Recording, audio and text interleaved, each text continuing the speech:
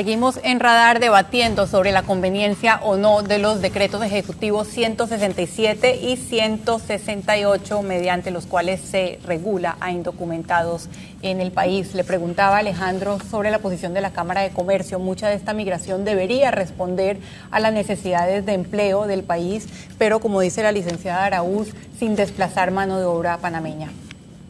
Sí, efectivamente, bueno, la Cámara de Comercio tiene la posición de que es importante que este tema se regularice. O sea, digamos, el qué, por lo menos es importante que como país, como sociedad lo definamos, ¿no? Es importante que, digamos, todos quienes viven en el país, sean nacionales, sean ciudadanos por naturalización y sean personas que estén deseosas de establecerse como inmigrantes a largo plazo o turistas que, digamos, se quedan más allá del periodo que corresponde a lo que es el periodo normal de una estadía de un turista, definan claramente su estatus. ¿Cuáles son las ventajas para nosotros como país de eso? Bueno, definitivamente, como se mencionó, digamos, por algunos de los panelistas, el tema de que necesitamos que todas las personas que viven en el país cumplan con sus obligaciones con el Estado y con la sociedad. O sea, cumplan con el pago de impuestos, cumplan con la ley, digamos, tienen que tener definido si son extranjeros su estatus de residencia en el país.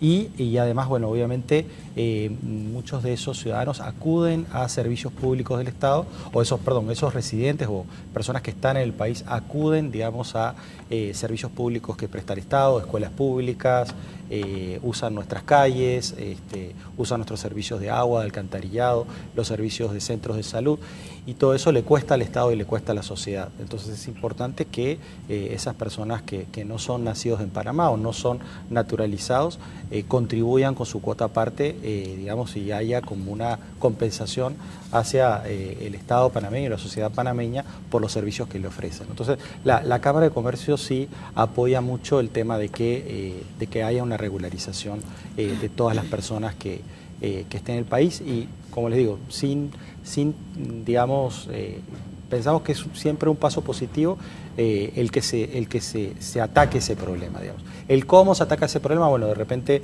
es un tema más técnico, que digamos que puede ser discutido más en profundidad por especialistas, pero como Cámara nuestra posición es que ese tema se tiene que formalizar.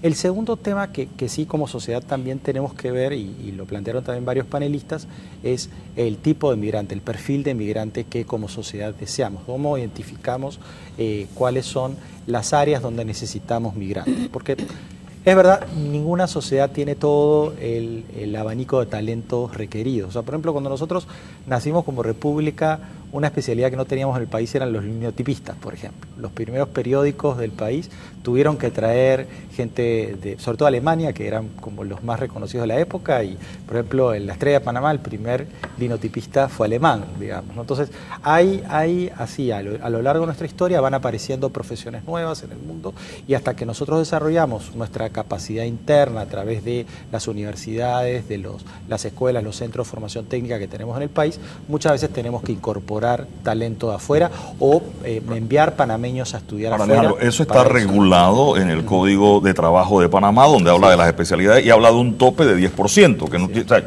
reitero, si son legales o ilegales, si fueran todos legales se van a pelear por el 10%. Cuando yo voy a un restaurante y hay 5 saloneros extranjeros, yo quiero imaginar en una relación matemática rápido que hay 45 en la cocina trabajando y que son panameños o que están repartidos en los otros turnos, porque si no la matemática no da. Entonces, ¿qué pasa con esas empresas miembros de la Cámara? ¿O son cómplices de una situación irregular, o dónde está el tema de responsabilidad social de cumplir su parte en la ley que le corresponde? Sí, como le mencionaba, bueno, nosotros básicamente no nos corresponde una función de policía propiamente dicha, ¿no? Pero de hecho tanto el Comité Ejecutivo como la Junta Directiva de la Cámara han adoptado esta posición oficial de que, bueno, la Cámara favorece y digamos, y promueve el que haya una regularización de extranjeros que estén en situación no clara respecto a su estatus migratorio, ¿no? Digamos, bueno, evidentemente, como en otros aspectos de la sociedad, puede haber, digamos, agentes económicos que por las razones que ellos determinen puedan no estar en cumplimiento de la ley, pero bueno, eso ya es, digamos, de alguna manera la actividad de policía de la ley es algo que lo debe hacer el Estado, digamos, ¿no? Nosotros lo que, obviamente, como ente gremial y, digamos, bueno, como ente que quiere que las leyes en Panamá se cumplan, no promovemos, obviamente, estas prácticas, digamos, ¿no? O sea, pero sí reconocemos que ocurren, porque como tú dices, Eduardo, en la vida diaria uno ve estas cosas en la calle, ¿no? Pero como Cámara, digamos, sí favorecemos el que haya un cumplimiento de la ley, obviamente el reclutar o contratar a personal panameño en todas las posiciones que se pueda, y bueno, y obviamente la Cámara tiene 100 años en el país, así que, digamos, no nacimos ayer y estamos a favor de que las leyes se cumplan. Como sociedad sentimos que seguimos progresando cuando tenemos ciudadanos responsables que cumplen con la ley, ¿no? Y es algo que promovemos dentro de la Junta Directiva con nuestra membresía. René Quevedo, una de las cosas que se extrae de la declaración de Alejandro y de la Cámara de Comercio es que, a pesar de que se busca mano de obra panameña, el país pareciera no estar creando esa mano de obra que necesita. Usted ha estudiado por mucho tiempo el matrimonio, o más bien el divorcio que hay entre capacitación y necesidades del mercado laboral. ¿Cuál es su diagnóstico? A ver, sí, bueno, primero muchas gracias por la invitación, Sabrina, Eduardo, es un placer estar acá. Independientemente de los aspectos legales de estas nuevas medidas, creo que es importante dar un poquitico de contexto, ¿no? A ver, en lo que va de siglo, Panamá ha experimentado el crecimiento sostenido más largo de la historia, en el cual ha cuadruplicado el tamaño de su economía y ha creado 723.000 empleos. O sea, ha crecido la empleomanía 70%. Entonces ya desde hace más de una década se viene visualizando que nuestro sistema educativo no tendría la capacidad para formar los recursos humanos que requeriría el país. En el 17 de mayo del 2012, la firma Nathan Associates, que fue contratada por la Autoridad del Canal de Panamá, en su informe final, en la página 146, que está disponible en la web, cita que del 28 al 45% de todos los empleos a ser generados por la economía panameña desde el 2013 hasta el 2025 requerirían la importación de mano de obra. Luego, en un informe de necesidades de formación técnica del sector logístico llevado a cabo por el Gabinete Logístico, COEL y el BID, alerta a que 70% de las vacantes técnicas del sector logístico no tienen oferta académica, y estas señales son luego reafirmadas por el informe de la Alta Comisión de Empleo, que plantea que va a haber una sobreoferta de profesionales universitarios y un déficit, de hecho, del 41% en la cantidad de técnicos que requeriría el país a 5 años. Entonces, ¿qué es lo que está ocurriendo? Nuestro sistema educativo no está generando las competencias que el sector productivo requiere. Tenemos que partir de esa base. Eso es real, ¿ok? Y entonces, sobre esa base cabe entonces el tema de cómo estructuramos una política migratoria para que nos ayude con esta situación. Entonces, tenemos una cantidad importante, y volvemos al tema de los decretos, sin embargo, en situación irregular, ¿verdad? Ejerciendo actividades que no necesariamente están relacionadas con estos informes que acabo de citar, que citan mayoritariamente, que se refieren a mano de obra calificada. Entonces, el tema es cuál es el planteamiento para regularizar a estos señores que ya están trabajando. Entonces, dentro de esto hay un tema que es el tema de la informalidad. Ojo, la informalidad no es nada más buonería, ¿okay? Si yo empiezo a trabajar acá y mientras no se me haga un contrato de trabajo donde yo pago impuestos y estoy inscrito en la Caja del Seguro Social, yo soy un informal. Entonces yo creo que desde el punto de vista de la informalidad en los últimos 3 años ha crecido 3 puntos.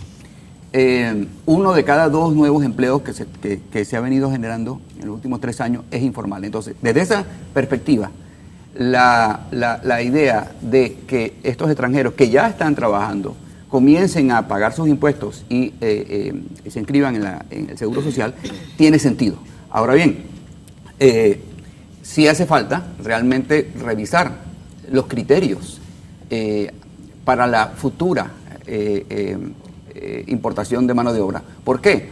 Porque este proceso de cambio apenas comienza con la ampliación del canal. O sea, el perfil de inserción laboral va a ir variando, entonces vamos a estar requiriendo mano de obra más calificada.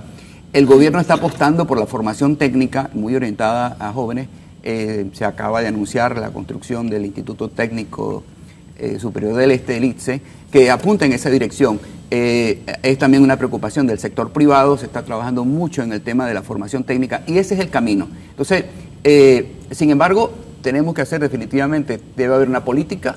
Esta gente que venga tiene que ser gente con experiencia y que venga a desarrollar a la gente nuestra. Por favor, René, si me ayudas con la definición de mano de obra calificada, sí. O sobre todo el apellido calificada a mano de obra, porque o sea, yo sin menospreciar el trabajo de cada quien, sí, pero yo creo que el salonero del restaurante o la señora que me vende el raspado en la cinta costera o el ayudante general en la construcción, o sea, yo puedo entender quizás el plomero o el electricista, sí, pero el que bate la mezcla no necesita necesariamente ser calificado, sí, y eso nos los encontramos con la excusa de calificada y un montón de gente en trabajos que si no son calificadas se pueden formar en una semana. Sí, a ver, 20% de la mano de obra panameña es no calificada, vamos a empezar por ahí, que ya eso existe. Ahora, el tema efectivamente de la mano de obra calificada es que sabe, tiene, digamos, tiene conocimientos y tiene habilidades para desempeñar una función o un oficio específico, porque ese es el planteamiento genérico.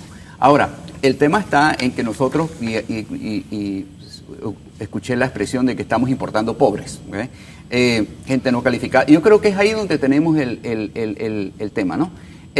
Sí tiene sentido traer gente porque la necesitamos, ¿verdad? Yo quiero insistir en el tema del déficit porque se ha cuestionado, inclusive he escuchado gente de que todo esto es una patraña para justificar la importación de mano de obra y déjeme decirle que no es así. Tenemos un sistema educativo históricamente divorciado de la realidad laboral del país, ¿okay? Y esas deficiencias han sido agravadas por el crecimiento económico. Entonces, creo que es un tema que tenemos que nosotros encarar, creo que esto se tiene que debatir. Miren, hace 2 años, en enero del 2014, el BID organizó una sesión de 3 días para diseñar, en la víspera de la ampliación del canal, cuál iba a ser el futuro logístico del país.